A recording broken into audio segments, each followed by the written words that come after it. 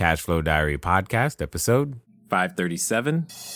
Welcome to yet another exciting episode of the Cashflow Diary podcast, the podcast that teaches you insider tips, tactics, and strategies for creating leverage streams of cash flow into your life. Learn from top-performing entrepreneurs, business owners, investors, and thought leaders from across the globe as they share their secrets to success. Like what you learn on this and other Cashflow Diary podcast episodes? Go to learninvestingnow.com and sign up to receive powerful tips and information that will help you succeed as an entrepreneur and investor. Now, here's your host, investor, entrepreneur, business owner, educator, speaker, author, and master facilitator of Robert Kiyosaki's cash flow game, Jay Massey. All right, ladies and gentlemen, welcome to another episode of the Cashflow Diary podcast. I'm your host, Jay Massey, and I'm glad that you are here today because when it comes down to it, you and I, we're just humans. We're on this spinning globe trying to do our best, figuring out what is it going to take to be the best version of ourselves, to make sure that we can provide for our families. And most importantly, I think one of the things that we want to do is we want to contribute to the lives of others in a positive way. Well, one of the most positive ways to do that, at least that I have found, and I know that's why a number of you are here today, is to do that through providing clean, safe, affordable housing to people. And specifically, you guys know, I am of the multifamily variety, and that's just kind of where I like it. That commercial property, multifamily property, and yes, the occasional cell phone tower are all really, really good things for being able to provide that lifestyle and what you're looking for, those steady streams of income. And well, today's guest would say the exact same things for all of those reasons and more. So what I'm interested in sharing with you today is the understanding, if you will, of all of the, we'll call it the intricate details that make multifamily like really awesome. And more importantly, some of those things that will help you understand why multifamily, and most importantly, how you got there. And I want you to just pay attention because as we go through today, I think you're going to learn a lot. And I'm, of course, talking about Chad Doty. He has 12 years of experience as a multifamily investor, but that's just the second half of the story. The first half is how he got in there, and most importantly, what prompted it. I like some of the reasons that people choose what they choose, and I think we're going to find out that a number of you probably have had the exact same experience and are on the way to choosing the exact same thing. So here's what we're going to do today. You're going to take some notes, you're going to pay attention, and let's get ready to listen, learn, and love Chad Doty. Chad, how you doing? I am fantastic. I'm glad that you led with spinning globe and not flat Earth, because that was just a real disconnect.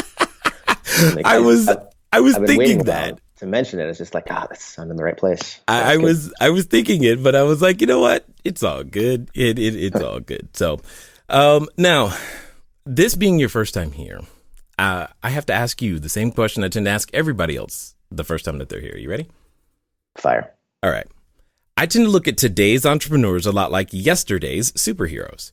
For example, you can think about Batman, Robin, Wonder Woman, Hulk, etc. You get the idea. Because I think entrepreneurs and superheroes have a ton of things in common. For example, as an entrepreneur, occasionally I can envision myself running around town, using our products and services and saving our customers one sale at a time. And yes, at that moment, I'm probably wearing a cape and some tights. Also, though, like a superhero, an entrepreneur has a beginning. If you think about Spider-Man, for example, there was a time where he was just a kid going to school, doing his thing. And then one day he gets bit by a spider, discovers he has a superhuman ability, and now he has to choose. Am I going to use this for good or for evil? So my question to you is as follows. Before your company, 37 Parallel, before, getting involved in, apartments and real estate syndications, before even your time at Arthur Andersen, what we want to know is, who is Chad Doty? I envision myself more the Iron Man type. With less of payroll, but more the tinker, experimenter, and sarcasm. I when I My dad was always a pretty motivated guy. He was grew up in the Navy and military father, so it was a little bit of a stoic guy. Mom was sort of the social butterfly, but I was pretty driven. Wanted to go in the Navy. Wanted to fly when I was a young kid. Had Jane's airframes memorized as a 16-year-old, so that my nerd flag was super high. But when I got into the Naval RTC at University of Kansas, I was going to school, and eventually that went away. Like I had, you kind of look at your life going backwards. What are the huge things that changed your life and things, and they all became, when I look at them, they're things I couldn't control. Andersen melting down. My eyes weren't good enough. They cut the size of the Navy. I couldn't really go into being a line officer, so I had to change gears there. But that then shifted me from, okay, just get the degree and get out, to, okay, I want to enjoy myself. What am I going to learn that I can apply? And then I took an ethics class and I loved it. Had done a lot of debate in high school, ended up finishing with a degree in decision theory. It's ethics, basically. Did you say decision theory? Yeah. Okay. So it's like philosophy of the mind. It's sort of it's as close as you can get to philosophy in how we make decisions and judgments. Not to say right or wrong, but how you just make decisions. Sometimes they're not always moral decisions. And then on the flip side, then you actually get to neuroscience on the psychiatry side. So I was one side, not the other. And they did expert systems in the computer science side. So I thought, okay, I'm gonna go be a network engineer, do this stuff. And then eventually I got a job out of it and I just hated it. hated being, I could do it, but I hated being stuck in front of a computer all day. And then my wife and I were like, okay, we want to get out of, we grew up in Kansas City. We're like, okay, we want to move out to Virginia. We'll be within, really, really good locations for grad schools. We're like, okay, get residency. We live in Richmond. Well, then we'll go to UVA or William and Mary, two fantastic MBA programs. Ended up getting a job with Andersen, then eventually grew through the ranks there. Kind of got my teeth into deconstructing businesses, learning how to make them better, helping the client through that process. And, you have these key lessons along the way. I mean, I had the partner that I worked for, I'd gotten sort of some consistent, it exceeds expectations ratings, and was hitting my promotion schedule pretty quickly. And eventually one day I asked him for more feedback. I was like, hey, I got an exceeds expectations. What else can I do better? He's an old, fantastic guy, Southern, and I'm not. And he basically said, son, don't make it too complicated. Consulting is sell it, do it, collect the bill. And by the way, you need to be sweating in a fetal position every night, worrying about your project more than your client. Otherwise, you're not worth your rate. Get out of my office. Wow.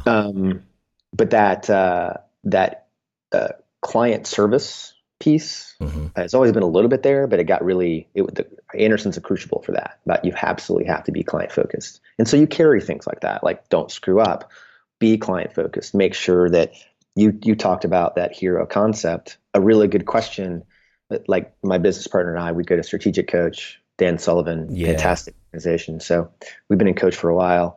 And one of the great questions he asks is, who are you a hero to? And how and why? And when you can answer that question better than anyone else, you're now not even competing with them. You're playing a different game. But anyway, so. I like it. No, I like it because every time an entrepreneur shares their story, I believe there's a number of people not only listening, but also I think it serves as this reminder to ourselves, not yes, where we came from, but how did we get here? What were those pivotal things that made us into who we are today? And how did all of that happen? Now, there's something that you mentioned that I'm curious to know, because I too come from a military family. I too thought I was going to go Air Force. I too thought I was going to be a pilot. I then found out I was too tall. I was like, Right. what? You don't want to lose your kneecaps when you get ejected, I think is the rule. I'm like, come on, man. I had no idea. I'm like, why didn't somebody tell me? I mean, anyway. And I had to, pivot and changed. I originally pivoted to engineering, and I'm just like, okay, as he continues to keep talking here, I'm like, what is going on? There's just a lot of similarities and parallels. I'm curious though, what was it, or do you think there's anything in the military background, hanging around dad, etc., that contributes to either how you run your teams or look at your business today?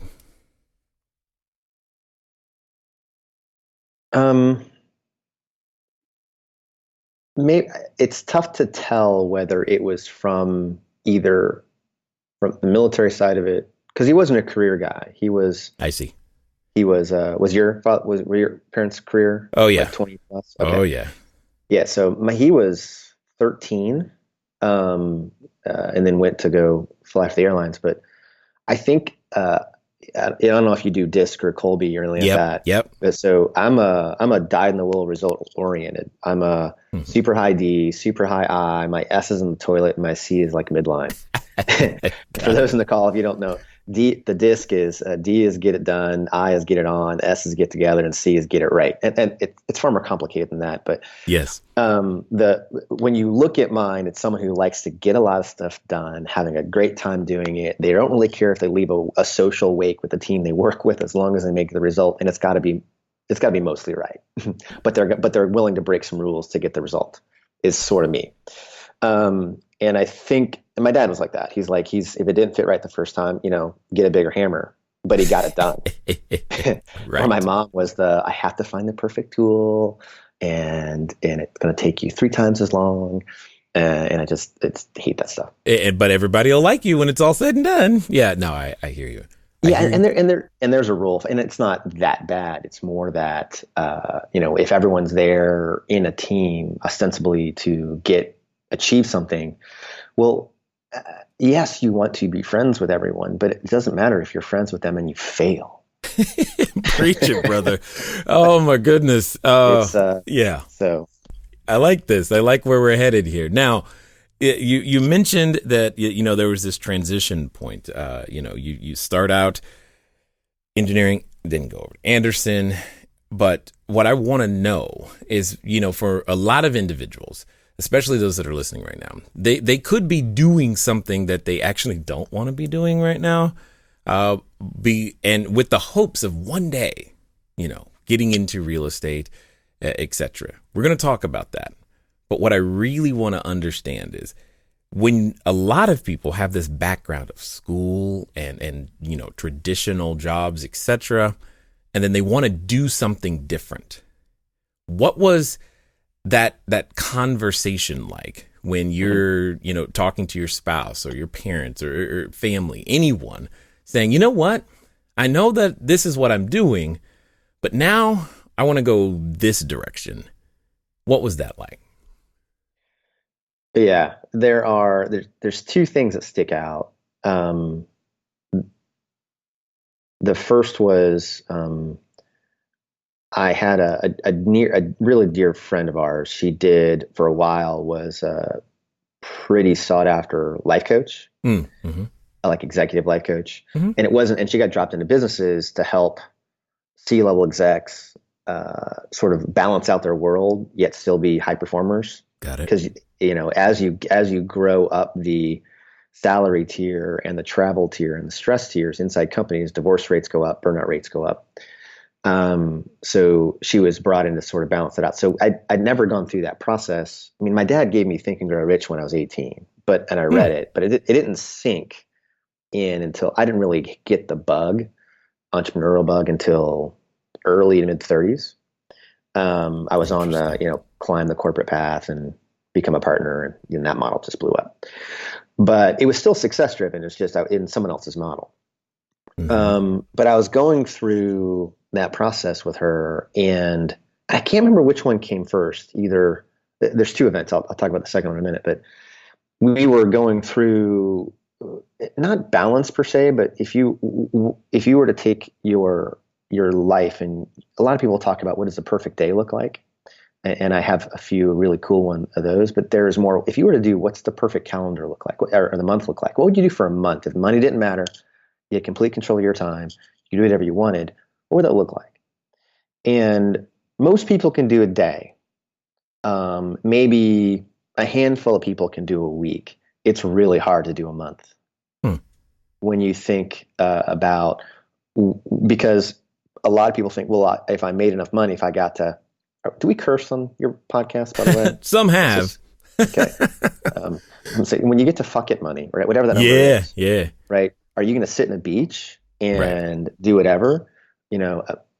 Odds are no. If you got to that level, there's something that you like to accomplish consistently. You have some basal performance temperature that you've got to be at to where you're doing things. So sort of going through that process with her, let me understand kind of what I wanted to be real about myself. That wasn't just the number of net worth or cash flow or ROE or whatever, or vacation days. So that was huge. And if you haven't gone through some of that, just even on your own, looking at the concepts of not balance per se, but expansion, it's huge. Because you can get, if you think about your life like a wheel, and you've got spokes of family, friends, work, success, health, spiritual, whatever those things. I think people's spokes are different. But if you only focus on one area, an elliptical wheel doesn't roll very quickly. It's got to stay. You have to kind of grow those a number of those spokes not at the same time, but you have to grow materially the same length. Otherwise, you can't expand. Right. And so it's not, I don't like the word balance. I think it's more just expansion. So that was huge. And then another one was, and the most important one, the fire was, I was up in Philadelphia and I had a client, and I don't know if you have this. Do you have kids, Jay? 4. Okay. I've got 1. All right. Congrats, by the way. We tried for more. It wasn't in the cards, but we were, I was up there and I got a double call from my wife, and it was, at the time, was this 2004? It was hey, I got a double call from my wife. Hey, I had to pull myself out of an exec meeting and say, hey guys, I got a double call. They're like, no problem. Hope you're not in trouble. And I go outside, and I'm like, she's like, hey, we're pregnant. I'm like, but I'm 4 hours away, and it ate at me that moment on.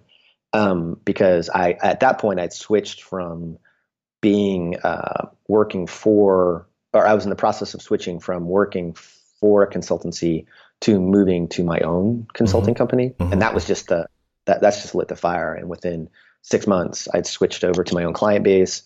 I'd set up my own independent consultancy. So I went from employed to self-employed, and then built up through that process. And then eventually was like, okay, I can only charge so much, or I have to hire people. Then I've got a whole other set of problems and dilution, and I've got to feed them. And then it was, okay, I need a business I can move into that can provide me certain features, and then that's how it sort of went through that process. But those two moments, the life coaching piece and the hey, your son's going to show up, and do you want to be the guy who's gone all the time? And it wasn't like, when you have military parents, sometimes you get deployments, you don't see them. Right. Like my dad was on a carrier. I don't think, like, when I was a kid, I don't remember missing him. My mom was fantastic, and he was really great when he was home. And it was when I was young. But it's more like, as a dad, I don't want to miss that. I don't feel like it'd be a service to him. I feel like it'd be a service to me later. So I was like, how do I construct that? So those were the two big ones. No, I get that. That's a very powerful motivation. I mean, you're basically going, what type of parent, father will I choose to be? And you were in a position to make a powerful decision that you were able to follow through on. In fact, I'm willing to bet that there's a number of individuals who are resonating with what you just said right now. And if they were here, they would ask you the question, well, how did you get the courage to do that? I mean, they want to be a great dad. They want to be a great mom. They haven't been able to muster the courage to go, you know what, I'm going to do this and do it on my own, because, as soon as you make that decision, you're faced with the what if it doesn't work?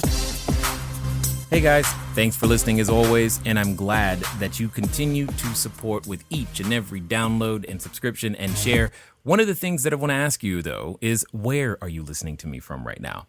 I know some of you, maybe you're on a treadmill, maybe you're washing dishes, maybe you're walking that dog, and some of you are actually in a vehicle driving right now. One of the fun things that you can do, get some of your time back, is begin to living a car-free existence. But even then, it can be a little complicated. So one of the things that I want you to do is I want you to go over to Zipcar. Go to joinzipcar.com/cashflow diary. It's a way that I am able to still go get a car just for a few hours, very, very simply, so that if I have a lot of errands to run and sheets to drop off and running to the short-term rentals, or if I just want to go for a long trip up to LA and back, etc., I can rent a car for a very, very short period of time. And the cool part is I don't even have to pay for any gas. Again, go to joinzipcar.com/cashflow diary. Yeah, you've got to. I'm very risk averse too. I like to sail. I like the kiteboard. I will push the pedal in the right quickly at times. I mean, but I don't get adrenaline from investments or businesses. So the risk management part is heavily ingrained. Don't screw up. But I think it's valuable to, like, the whole fail fast thing is like, I understand it's more minimum viable product. Get out in the marketplace, make a sale, get some traction, understand how you become a hero to a client. Those are more meaningful messages to me than fail fast, but I get why it's out there. But when you go to do something different, a very powerful question is, what's the worst that could happen? Mm-hmm. Just literally put, what is the absolute worst that could happen? Could you die? Sure, but what are the odds of you dying trying something different? Low, unless you're, becoming a knife juggler. Who knows? But I mean, at the end of the day, we can create distinctions but what's the worst could happen? And so in my case, it was, all right, I've had a relatively successful employed consulting career. I have so if I go to do this as an independent and it doesn't work, I can go get a job. Right. So I'm not losing any income. All right. And I had a buffer, and not a huge one, but I had fallback. Okay. So that was step one. Okay. I can go that. Then when you move from making 150 to 200 grand a year as a W-2 to making 2x or more that as a consultant, right? You can create buffer faster.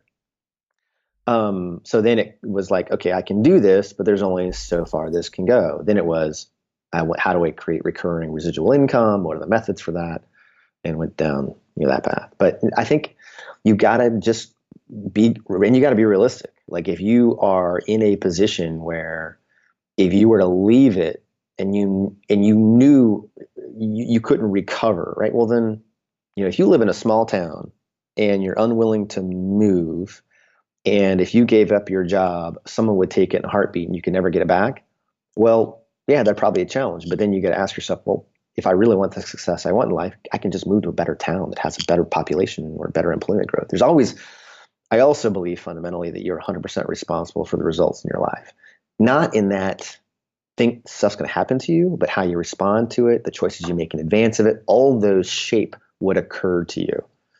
But a lot of people don't want to embrace that. Now, here's what I'm hearing and I'm enjoying about how you've broken things down for yourself.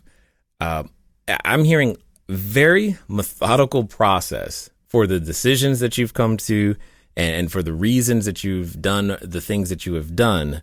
So that just leads me to ask the question. You had said earlier that you were looking for a business that had the certain features, I believe is the phrase that you used. Mm-hmm. I'm curious to know, what were the certain features you were looking for, and how is it that real estate meets those? Right. Well, I didn't do real estate first. I actually this gets good.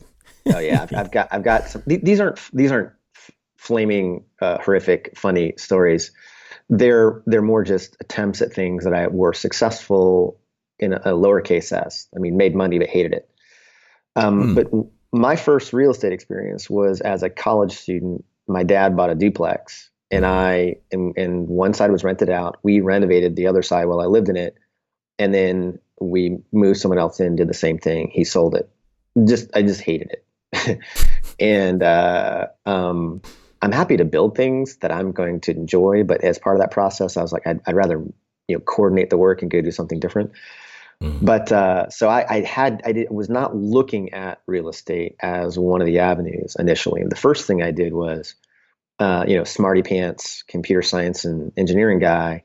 I looked at the trading environment, and I had a small couple $1 million fund that I did OEX, which is the S&P 100 credit spreads, basically. So I'd do time decay spreads, and I'd own the opposite side of the trend in a market and just make 2 to 3% a month, and did that for a while. And I made money. I was up like 60+% one year in August, and a market went in a direction that I could not recover enough to move my positions, and ended up losing like half of that 60%. So but I had just reported performance too for the quarter. So I was like, and then, so I still made money for the year, but it was one of those things where it just demonstrated again, I have limited control over what moves those underlying. And so the whole concept of, if you're in the market, no problem. You can be wildly diversified and can you do well in the long run? Yeah. I mean, I to a certain degree, I am a bogglehead in that I get that, but I think it's just that that's how you use that engine. I just think there's other better engines or alternate engines you can use in addition. So I eventually started looking at real estate because the features were, I wanted evergreen. And that was driven by the fact that I'd had the Navy and partner taken away from me. And I was like, okay, I need to know that it's always going to be there. Okay. We can call up Elon Musk, and he might be cooking up something while he's smoking a joint about he's going to disintermediate housing. But until someone like him figures out a way where people don't want a door with a lock and a bed and a place for their stuff, that business isn't going anywhere. Okay. So it's going to pass the evergreen test. Then I wanted control.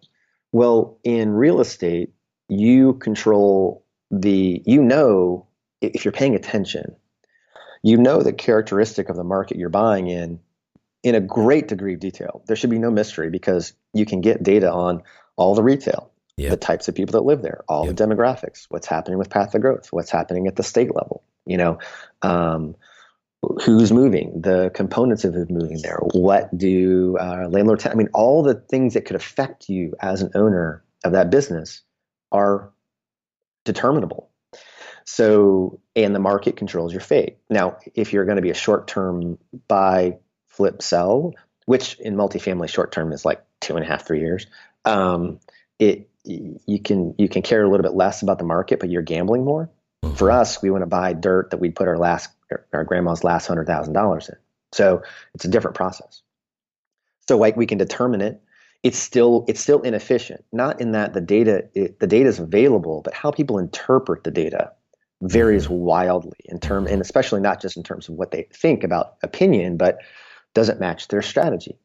You can have 10 different acquisitions and asset management teams like us, 500 million or plus in AUM, 100% successful track record, focused on B to A- grade multifamily. But we all could look at a deal differently based on the equity and our timeline and our goals. Yep. And so, so we'll call that inefficiency, but it just means that there's never going to be the market opinion weighing on things. It's really just going to be focused on the fundamentals, and that's the demographics and the asset and what you can do to the asset. So I love those features of it. I love that it was replicatable in that you're going to have 40+% of the U.S. Population rents, and of that, depending on where you are in the country, a half to a third of them are in large multifamily. So the U.S. population is going to be 350 odd million. We've got, let's say, 150 odd million households. Household formation is going to go up pretty much every year for the next 25 years. We've got really good demographics from a population growth and immigration perspective. So all these fundamentals are just like, okay, multifamily is going to be here. It's just how you want to play and when you start. And these are all things that we saw back in 04, 05, '06. It's not like the story really has changed that much. Demographics are really, really slow moving ships. Do cap rates compress and do interest rates change a little bit? Sure, but those are, and they impact it, but they're not the tide is the demographic piece, and that's just not going anywhere. Yeah, no, totally. Yeah, I got it. I got it. You're saying all the stuff that I love right now, because I'm just like that's you're saying all the things that attracted me to real estate, and because we were experiencing lots of turmoil, we were looking for stability in some way, shape, or form. How can we achieve that and still not have to work 80-hour weeks? What does that look like? And we came to a very, very similar conclusion. So now then here's the question. You're going through this transition and you're looking at, you're thinking about real estate, etc. Because of your background, you've got to be examining the marketplace as a whole. You're not just looking in, you say, your backyard. You're open. You're trying to find the absolute best place. So with that being said, where has 37th decided to be placing the assets? Why did you decide on that particular marketplace, et cetera? And what keeps you there? Mm-hmm. When we started the business, there's a concept we think about internally, which is what's called your MAC profile: market, approach, and capability. Okay. So when you look at real estate companies, they are, at least there's a million ways to make $1 million in real estate, both intra asset class and inter asset class. Mm-hmm. But for us, we knew that the approach we wanted to be a long-term holder of cash producing assets. Okay. And what would you guys defining as long-term now in this case? 10 plus years. Thank you. 10 plus years. Okay. Mm-hmm. We basically, our rules are, we're going to sell in 5, or we're going to sell in 7. It's more, we will hold the asset for as long as it's performing and experiencing at or above market growth, and our assumptions about the market haven't changed. And we review the sub-market every 6 months. Because the idea is that we want to build an income generating platform. And that was our goal from day one. And so when our investors join us, it's our business concept. We started with some of our own money, but as we started to syndicate, we're like, this is what we do. If you want to participate, here is the platform that you can join. If you don't, that's okay. But we're not a buy and get out. Now, will there be opportunities? Sure. We'll get outsized offers for deals where we've had a couple deals where I've had people make me an offer that we thought that pricing was 3 years from now. We're like, yeah, our investors would think we're stupid if we didn't take that, and then 1031 it, so we'll exchange it.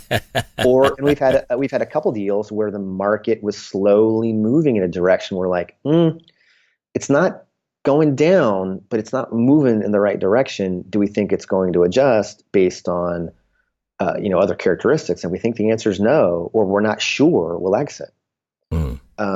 And so we'll portfolio prune and exit on positive outcomes. Otherwise, we'll hold. Got it. So I'm giving you a long answer to your question because I think when people get into real estate, you have to understand who you want to be. And our independent variable was our approach. And then because we picked that approach, because we determined that was who we wanted to be. So then we got good at that. So then our capability matched and continues to get better at that approach. That became the dependent variable to the approach. And the market, well, then we're market agnostic. Right. In that, not agnostic in terms of we'll go anywhere, but more the market has to match the approach and capability we bring to the table. Yeah. So then what are those markets? If you're going to serve an income production level in a certain type of asset in a certain kind of market, what are the features? Population. And it's not the emerging market concept, or it's not a path of growth concept. We really like infill, pretty established, top 40% school system, crime below, especially violent crime below the MSA and state average. There's certain things that are just sort of that nice, safe, clean, older neighborhood that are you can own them for such a long time and do well. Then you're looking for matching retail and all these other features. But we can pick our client base because depending on the spread or the urbanicity of the location, sorry, the density of the location. No. We can make up words. It's fine.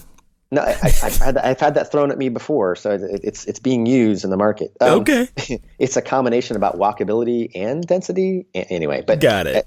At the end of the day, between 80% of your potential client base lives between either 5 or 7 mile radius of your existing property, because people don't pick properties to live at when they rent.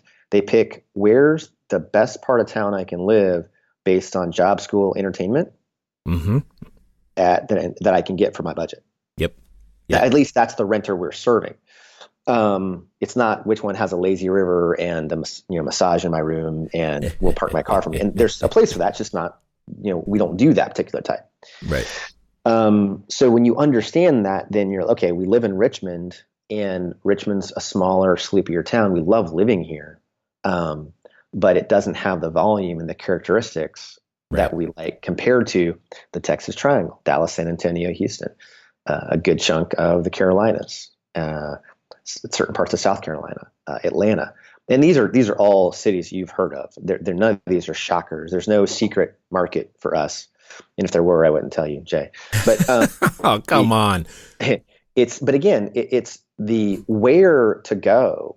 It is wildly obvious, but how you look at it, how you buy, what makes a good price point for you, those different inefficiencies and viewpoints is where the opportunity lies, not the secret market no one knows of. Agreed. And it's I often say all the time that, it's a concept that I call investor identity. Once you've figured that out, who you want to serve and how you want to serve them, then go find that. It's not so important that it's in your backyard. What is important is that you know how to serve that person well. And that's exactly what you've done, which is what makes your story intriguing to me as yet another example of this in the best way possible. Now, you mentioned something where you said that you started with your capital and then eventually started syndicating. Who are the individuals that you typically are working with at this particular point in time in your business? Yeah, when we first started, it was, in this business, if you're looking to get into buying and operating as an investment, this asset class, the two negatives you're going to hit, or challenges, let's say, are the barrier to entry for capital and capability, and capital capability experience, and liquidity. So liquidity in that, you've got to be able to help your client understand that yes, it's illiquid, but you should expect a premium on that illiquidity. And here's generally how this asset class does compared to the more liquid assets: far less volatility at a similar return or much better return. So you can solve that through education. But the other part is, we hear two things in we call them real estate mythology. The first one is that a building can be a deal at some price, and at the broadest possible terms, that is true. But if you believe the next piece, the other one, you'll find it's false, and that is that if a deal's good enough, people will find you, and that's not true. Money flows to people that know what they're doing. Mm-hmm. Because do you have siblings, Jay? Yes, a number of them. Okay. Do you like to publicly harass them on your podcast? I haven't in a long time, but I'm open to it. Which sibling would you least trust with any of your money? Ooh, Delvin. Okay. Now, I don't know what Delvin does for a living, and let's assume they're highly successful at whatever they do in their life. But let's assume, for the sake of argument, that Delvin has basically lived on a beach in Australia for maybe 5 years of his life and bums money out people and surfs, and literally the most money he's managed in his life is maybe $20. If he found the most amazing deal ever, okay, and brought it to you, said, Jay, I've got this deal. It's fantastic. You're looking like, it is fantastic. He's like, I want to bring this to you. I'm going to be the manager. No. Right. Okay. So money flows to people that know what they're doing, and then they will find good deals and they will put money together. And that's the ultimate skill. So what happens then is people then think, okay, if I just find a good deal, I'll find the money. Nope. No, the number one challenge is you have to be competent enough. You have to be able to know in your bones, looking an investor in the eyes, that every dollar they give you, you can take care of like your grandma's last $100,000. And that's the barrier to entry.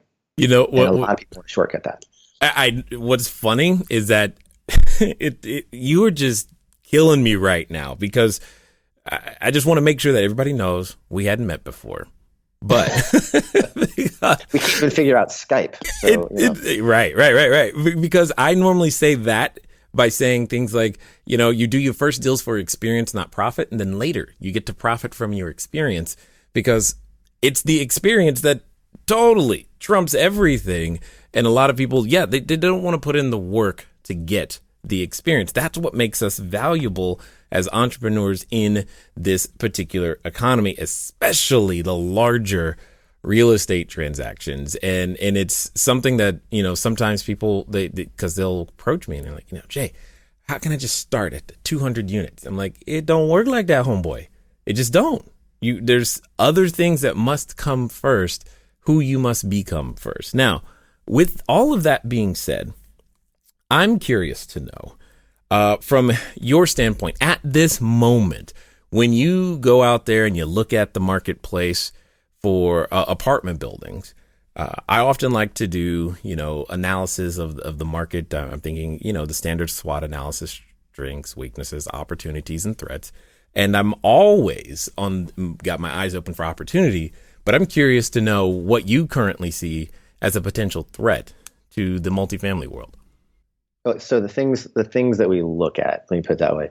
Interest rates, I think we're done raising interest rates for a while. We're probably some people are modeling a cut. So I think interest rates are not going to blow up. I don't see how they can do that either. I'm on your side. I'm like, I think we've actually achieved the soft landing, in terms of coming off of QE and moderate growth coming along with that as you deleverage. But from the prior stuff, now we still have a ton of debt, but it's a different kind. So we look at interest rates, absolutely, because that affects your free cash. Cap rates do move with them, but not lockstep, because the components of an interest rate at the deal level is the 10-year typically, and then the spread. And as interest rates go up, depending on how much that they want to put, the lenders want to place in the market, typically Fannie, Freddie, insurance, they will just compress the spread to still keep the interest rate attractive. So it hasn't, and you're typically getting 5, 7, 10-year with some interest only period. So it's something you watch all the time, but we're not seeing any signs it's going to go up to 16, 17% like it did in the early 80s. I mean, I think those days of the Fed saying, just letting the market do whatever they want, I think those are gone. At least you would hope so. And we have a few variables to make, because it was just catastrophic what it did to the economy. So we look at interest rates, we look at housing policy, we look at psychographic trends. I mean, the homeownership rate tanked. It went from 69% in 05, 06, 07-ish, and then just dropped like a rock. And we lost, I want to say, like 3 or 4 percentage points off the homeownership rate. And for every 1%, that's 1 million new renters. So that created a lot of demand that really was always there. It just got artificially taken out. The days when you could put a mirror underneath somebody's nose, and if it fogged up, they got a loan. Those are gone. So, and good, right? But still, there's down payments, and it's harder. But home ownership rate's ticking back up, and that's a good thing, because it's kind of right at where our mean is. But we still have this psychographic preference that's tilted a little bit towards rentership. It's like 55, 60% renter, the rest owner. And that may change, but even if it flips back to where it was pre-05, 40% renter, 60% owner, the population trends are there. The Gen Z behind the millennials is bigger than them. You're how old are you, Jay? I'm Gen X. I'm 44. Okay, so I'm 47. We're Gen Xers, so we're the smallest of the big four right now. I know. Yeah, we're the vocal minority. Maybe Yes. I don't. But we're in our prime earning delivery years. So Right. we are, but we don't have the buying power, but we still have a degree of influence. But baby boomers 73 million. Millennials 76 million. Gen Z they're 82, 83 million, and the group behind them is going to be bigger than them. Okay. Yeah. It's just so funny that, on this topic, it's just so funny to me. Every time I look at this, because, demographics are everything. It's like, what about me though? It's like, I never even look at us because we're just like, yeah, we matter, but we don't like matter in the sense that we need to comparatively to the other groups. It's just like, but it's all good. Yeah, we matter at the cohort level, not at the demographic group level. Just right. 50 million. Yeah. But the short answer is there would have to be a material world event that would impact. But even then, look at World War II, look at World War I. I mean, people still rented. Right. They were awful. I mean, barring a meteor strike where you don't really care about money, you're finding people with water and guns. We don't know what's going to take it out. Now, will there be profitability compression and expansion with cap rates and with money flow? Of course there. Like right now, the same building we may have bought 3 years ago at $80,000 a unit is now $120,000 a unit instead of providing free cash to the client of 6 to 8%. It's 4 to 6.5%. So yes, the yields will vary and the IRR will vary a little bit, but they don't go to negative. Right. Okay. Now they will in small scale scenarios when you have oversupply in markets or you have lease up activity on brand new buildings where they buy occupancy, then it levels out. And so you'll have those blips. But they're the dog, walking along the beach. They're not the person walking. And that's the demographic trend. That's the stuff. That's the noise is just, honestly, they create buying opportunities. But it's in understanding that the demographics and those opportunities, being able to interpret that data. I think that's the fun, nerdy part of the whole thing. It's like, cool. I see something you don't see because I'm interpreting this data in a completely different way. And therefore me and my clients, we can go, earn some money. That's how I see it at the end of the day. Yeah, and you think about all this stuff. We have this news cycle that is rage and atrocity bent, and nothing's really new under the sun. It's just that we react to it faster and more loudly. But you look at the things that moved markets 5 years ago, 10 years ago, 20 years ago. For us, multifamily over any period greater than 3 years has the best risk-adjusted return of any direct ownership real estate asset class. Preach it, brother.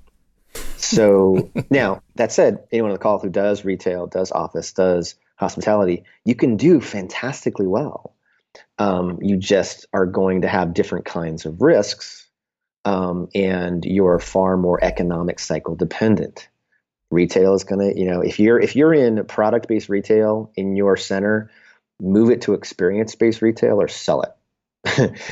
If you are, because experience-based retail is not going to go away. Oh, but sorry, that was funny. But anyway, no argument. I'm like, yes, somebody said it, so that was good. Now, I am learning that you and I, we can probably have this conversation all day. However, there are some people who have listened this far. They probably want to find out more about what you guys got going on. Maybe even explore the possibility of beginning to invest with you guys. What's going to be the best way for them to catch up with you? You bet. Our website is 37 Parallel. That's 37 PARALLEL.com. And we created a book. And in medicine, there's this concept of something called evidence-based medicine. The idea is that you only provide those clinical activities that provide the best clinical outcomes that are evidence-based. Well, we created a booklet called Evidence-Based Investing. One of our principles was a recovering and or retired ER doc. And it's not really a rah-rah on 37th Parallel. It's more a really strong, complete collection of the long-term performance history and trends that drive multifamily. So it's just a fantastic primer on how this asset class works. And they can get that at 37parallel.com/EBI. That's Echo Bravo Indigo. And don't put 37th parallel, 37th. There's a guy in Idaho with that website. If you're listening, you need to sell me your domain name, but he won't sell it to me. So it's 37parallel.com/EBI. Got it. Love it 100%. Now, as we wind down, I've got a question for you. It's because I'm interested to hear your answer, given your journey, everything that you've been through, and what it takes to do what we do today. There's a person who's been listening. They're at that, what I like to call the precipice of decision. They've listened this far and they go, you know what? I can do what Chad does. I can do this. I can make this happen. This is possible for me and my family. I mean, come on. How hard could it be? No, they're saying these things to themselves because they've been looking for the reason to make the jump. And for whatever reason, you were able to help them get there, and they're now ready. Now, like I know, Chad, that when we feel like we're ready and we're able to put ourselves in the position to make those decisions and choices, we often have a companion, and that companion comes in the form of a voice. And it's a voice that reminds us of, well, you remember what happened last time you made a decision? I mean, you've tried real estate before. That wasn't really great. And are you sure? I mean, are you sure? I mean, maybe Chad got lucky and it's going to fall apart for you. And for some people, they're related to that voice. So my question to you is as follows. Let's pretend that this time it's going to be different. This time they're going to do exactly what you suggest, and they're going to do so in the next 24 to 48 hours.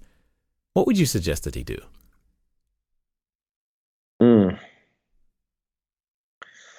That's a great question. So we actually had clients ask us how to get into this space. And our knee-jerk reaction was, well, read these books and do these things, which in hindsight, at the time we said it was horrible advice, because learning how to be a successful apartment investor, it's not riding a bike. It's more than that. But it's not becoming a doctor or learning how to fly a plane. But it's still, there's a certain baseline of knowledge and experience and capability you've got to get to. So you got to find whatever gets you to that level. Now we created a small, we do a once a year sort of coaching thing for 5 to 15 clients about who want to do this actively. They create partnerships for us, JV partners down the road. It's like a JV partner training program. But they have the means and are already successful in something, and they already know they want to do multifamily. We're just insurance and speed, basically. But what makes it different for someone, I think it's this is going to sound so cheesy, but it's going to sound so Tony Robbins, but it's so true. It's commitment. It really is.